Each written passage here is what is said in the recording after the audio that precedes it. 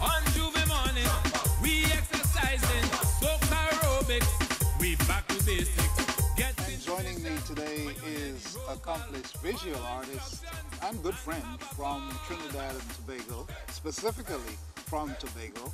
I'm going to give Tobago the props today. Is Wilcox Morris. Wilcox, good to see you again. How are you doing, my brother? Great to be back here. Yes. And, it's been a while since we met and had a little chat about what's going on. Last time we spoke, we were at your studios right here in Maryland, and I wondered since then what has been taking place. I know you've been staying busy. well, I actually packed up and made a trip back home, and exciting to be back in the land of steel band and calypso and art and creativity, Right. carnival, Right. the whole thing. Not to mention the beaches, right? Oh, absolutely. That's a great inspiration, you know. You can do so much with the beach, on the beach. Right. Well, what's been going on in Tobago? Well, so far in terms of the visual arts being the forefront of my existence, Yes. you know, and my skills and talent in that area. We have been moving along with, in terms of getting more of the young folks, the youth of the island to get involved with art and to produce works of significance. Whereas before, not just doing it as a mere sideline, but to take more serious look at what they're doing. And the structure is there now because you have the high schools with the functional teachers who are looking towards how they can raise the level, raise the bar.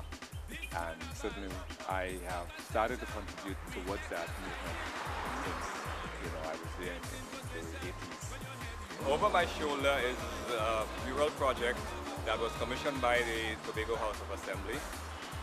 What has been involved with it is the design aspect of it. Several artists contributed to it, including myself.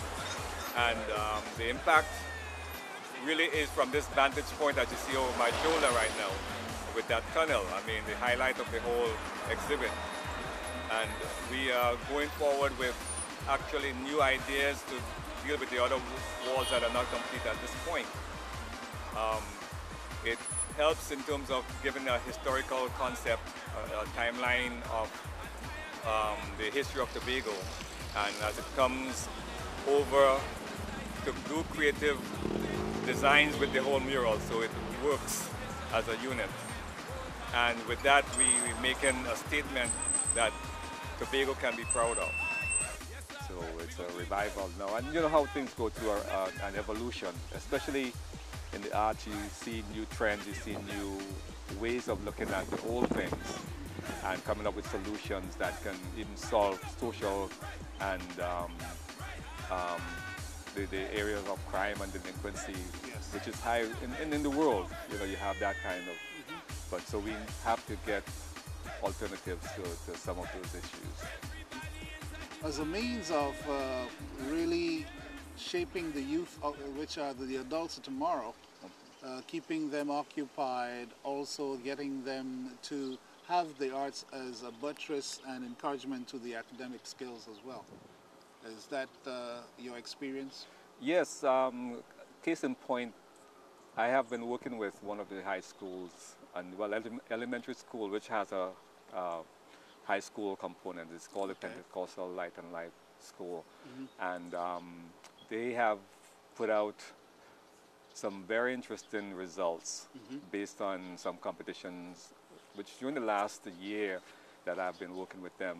And the first one had to do with the wetlands, which also brings our consciousness towards the environment and what you can do to preserve this. And several students in the elementary, the primary school level, have now turned out to be artists, budding artists, but making significant strides in terms of what they were doing. They had no formal art training before I met them and had to train them and prepare them for this competition. That's just one. And at that point, they came second in the overall competition. The next time it came up had to do with the rainforest, preserving the rainforest, and that was a theme. So I took them into the same class, took them into that area of producing significant artwork. And this time we took no prisoners, took the first prize, second prize, and it just went on and on. So it is an encouragement for those young students to realize that art could be a way of balancing a lot of what they are doing right now, including the academics, regular academics. And they are showing quite a significant results from what they are doing right now. Beyond that also, I have been working on the beach, art on the beach, so to call it. I'm sure you would. Yeah, and this involves more like the sand sculpture and art, not just putting a bucket of sand in and doing the sand castles. The beach, We're talking now about doing significant large pieces that could be installation pieces. And what has been done as an experiment was for me to get on the beach, check the sand, the consistency and how it gels together to hold together while the project is being done. And there are some beaches that provide that kind of structure. I have a little high school student who is working, his mother came to me and said, can I help her son, because he's interested in that, but he doesn't have the training to put it all together. So I pulled him in and I said, okay, hey, work with this. And he has been doing tremendous high quality work. He's been called on to do certain things. And then I also mentored him in terms of looking at the other competitions, how to judge, how to raise the bar in terms of just doing something for the sake of it, but understand why it's being done, how it's being done, and how it can help put something within the mix to get a higher level of thinking and to raise that to the point where art is no longer a by the way kind of thing, but also a significant part of human development. This happens in other art forms as well. In music, I see the Cultural Academy for Excellence here in the Washington metro area and other steel band sides as well. They use art, in this case, the music, for them to, again, further their upliftment in the academic world, and you doing the same thing with the visual arts. Yeah, and one thing that also comes to my mind, and which is something that I've thought about in terms of how do we link with other societies or communities and institutions like CAFE around the world. And I think globally, because we're not isolated, we're not insular in whatever we are, wherever we are on planet Earth. So that connection also gives and it receives. So what I do, I try at all times to think in a global sense.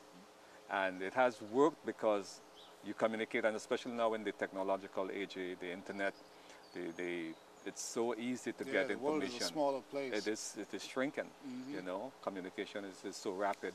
Yes. And we're taking that as a serious vehicle to communicate with other institutions, other individuals. And so we can make, I'm not trying to be saying this a nirvana, but it helps to give that sense of attachment to other people and places. The other thing I see is that, sometimes we take young people for granted. The talent might be there. All we needed to do is to hone those skills, give them some training, as you said, some direction, you know, and they can take it from there. They can explode. They just need some direction to hone those raw talents, whether it be music or visual arts or wherever. And that's the function you're playing in Tobago right now. And you know, interestingly, as I landed back in Tobago, as I returned, one of the first things I came up was to revive a steel band movement in the village where I was, where I am.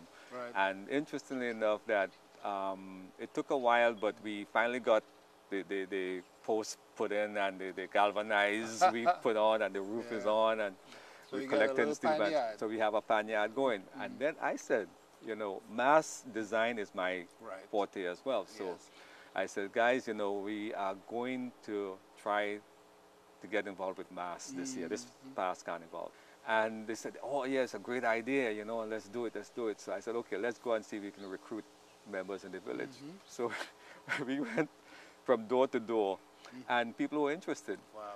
The interesting thing about that turned out is that about a week or so before the carnival, which was in February, I had to look over my shoulder. And when I looked over my shoulder, there was only one person with me. It was hairy. It was really an experience. And I'm saying, you know, where are they? Where are the supporters? Right. You know. Well, I realized that one, I was coming back new into the society, but back in the 80s, I did win Band of the Year in Tobago. So, you know, I felt it could be done, and I knew it could be done. But when I looked for the support, I have to admit that I didn't see much. And so instead of dropping it, I was determined to go through with whatever we had. So we had a very minimum number of players in the band. Went to the competition, and we went through, and I said, well, okay, that's the introduction. The nucleus. And it's like saying, okay, I'm back. Look me.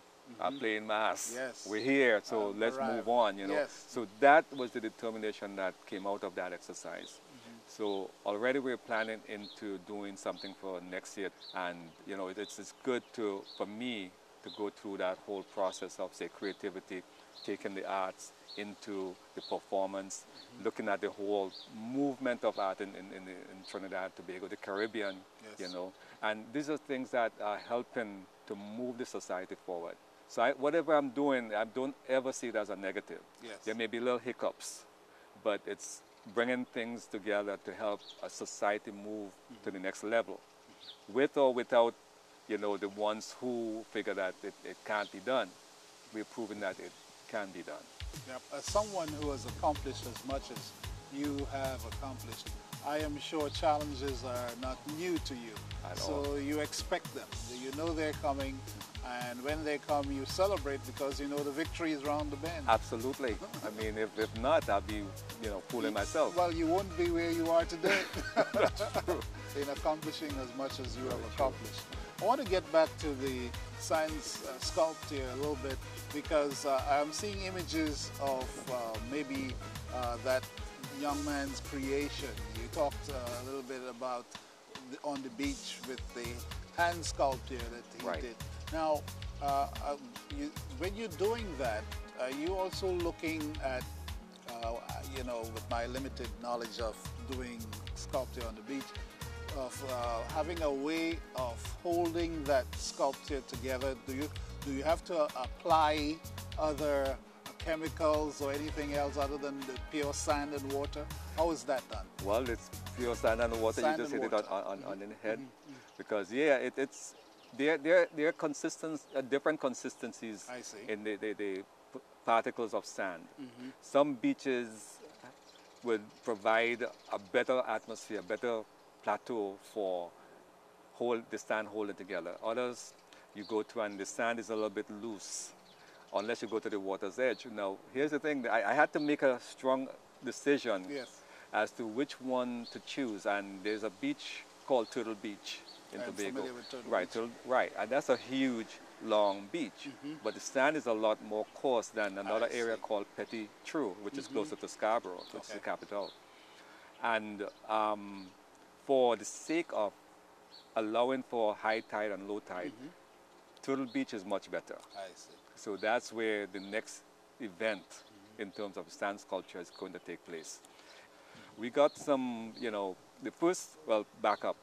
The first one that I did was basically to test the soil, to test the atmosphere, to test how it's going to react on the beach, within the community. And some people joined in, they came, they were walking down the beach and said, "Hey, what's that, And some people looked at it and said, well, wow, they're just digging up the beach.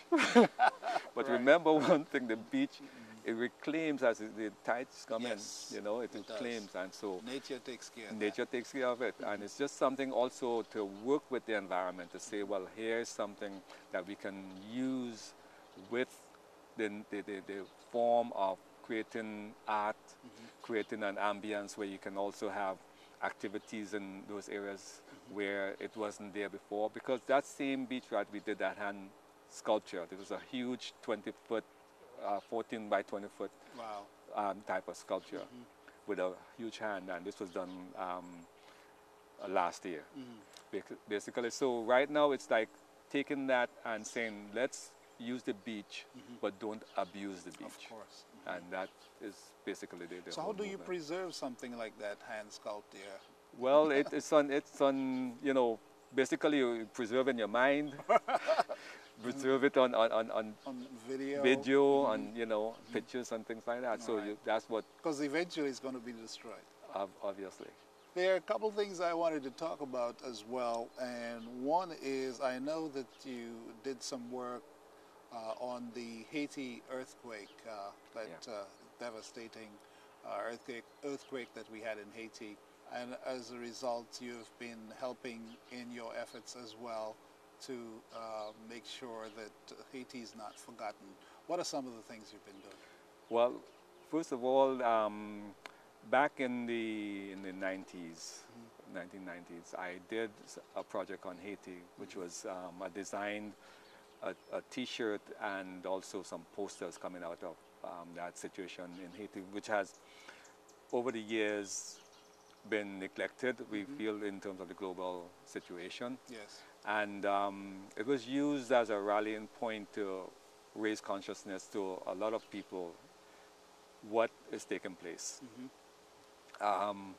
Since then, that project has been on hold. And in November, I spoke to a couple of people on the island, and also including David Rudder, who came Yes. on board and said, well, hey, I'm in support of what you're doing, and feel free to contact me and whatever support he can give. So he's also part of that movement. And the name of what we were doing was Artists for Haiti. That was done in November. Now the earthquake came in January. At that point in time, we decided, well, look, you know what? Rather than get involved with a lot of that, where people won't given their monies, or the funds were not directed towards Haiti, but there were a lot of charlatans out there, so Yes. we needed to not get involved with it. But now that the dust has settled a little bit, I think it's time for us to move that forward again. So currently, we are working with getting a revision of those posters and revision of those T-shirts, reprinting, and getting it out there as what was initially envisioned in November of 2009. So we are working towards that presently. ICS, Institute of Caribbean Studies in Washington, D.C., under the heading and under the leadership of Claire Nelson, has been working with us as well in terms of us coming together, putting this out into the community and into the broader world, so that we can do something significant for Haiti. Right now, it's an evolution again of thought, evolution and co-joining of what can be done, and not just leave it hanging. Thanks for all the adventures we'll have. Thanks for all the ropes we'll jump. the books we'll read, and things we'll make. Thanks for all the notes we'll play, flowers we'll pick, baths we'll take, secrets we'll share, races we'll run, and smiles we'll give. Thanks for all the joy we'll bring, the laughs we'll share, and dreams we'll dream. Thanks. To all those who give birth to, homes to, or just give thought to people adopted as infants. Thanks. Thanks for considering adoption. When America wants to know what's happening in the Caribbean diaspora, there is one clear choice. Hello, welcome to CaribNation. Both people inside and outside are very excited about today's program. Looking at you, I can tell that you have traveled the journey. One television organization brings America close to the people, stories, and events that affects Caribbean life. Get close, get answers, get CaribNation.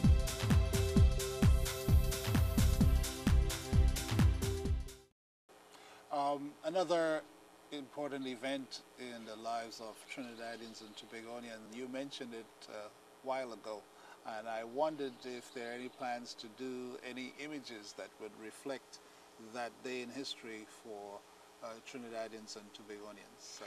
Any things in the woodworks right now? Well, I think you have said it all, because elections are transitional, right? You know, and certainly what is coming through at this point in time is the significance of a female, the first female prime minister in Trinidad and Tobago. Yes. But I don't see it as a gender situation. I see it as an effective change that was needed within the society, and a lot of more sensitivity towards what can be done for the country, for what people are looking forward to make the country a lot better, because there are issues in Trinidad and Tobago, as it is in other parts of the Caribbean. You know, the drug issues coming through, and how do you deal with crime, how do you deal with the juvenile delinquency, how do you deal with health problems, and you know, especially targeting the youths, because they're the ones now who are taking over from us, and we have to keep them in mind. So in the sense of the election itself, it's something that happens, and it had to happen. And so now that there is a change in the government and the governance of the country, we just have to see what the programs that are being put into place, especially from my angle, the arts and the creative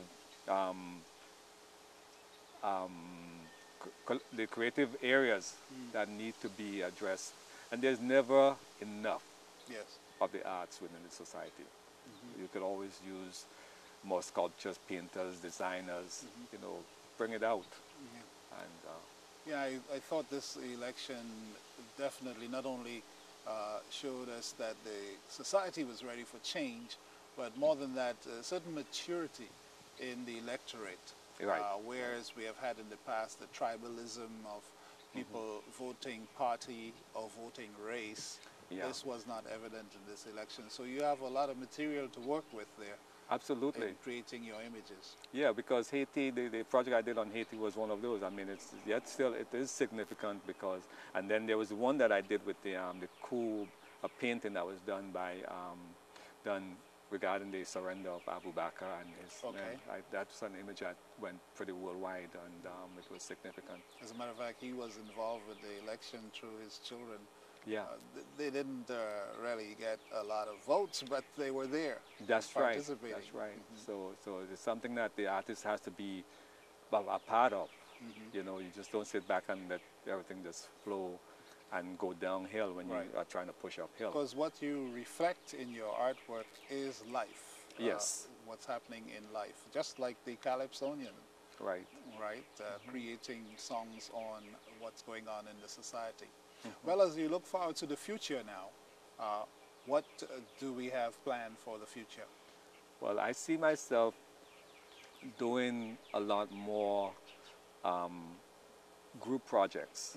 I see myself giving as much back to the society out of which I came from, that has inspired me to be an artist, to be someone who can make a difference through the visual arts, through the many modes that can give me the adrenaline to accomplish what this journey has provided for me.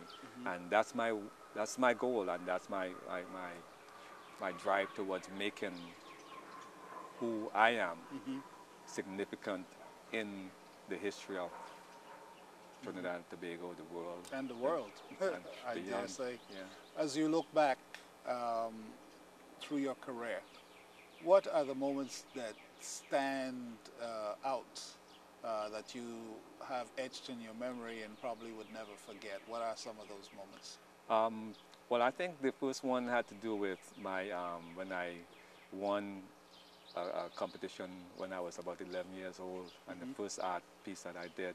Yes. And then there was times when I ended up going to Europe, having that significance, and seeing the different arts flourishing in Europe. Also, my training at Howard University, where I got my education, my bachelor's degree in art, and also moving back to Tobago is another significant thing. And this has been the second time going back home, you know, and getting involved with the arts and graphics and that kind of moment. So all along it has been very, very rewarding for me, and I love it. Yes, our special guest, Wilcox Barris, as you can tell, very humble guy, because we know of other significant moments like the White House and the mayor's office, and the list goes on and on, West Germany and elsewhere. But of course, you know, an artist just reflects, doesn't necessarily give himself too much credit. So we thank you for being a part of our life, and we hope you continue the great work, not only in Tobago, but take this through the students throughout the world. Wilcox Barris on CaribNation TV. Thanks a lot for being with us. Thank you too.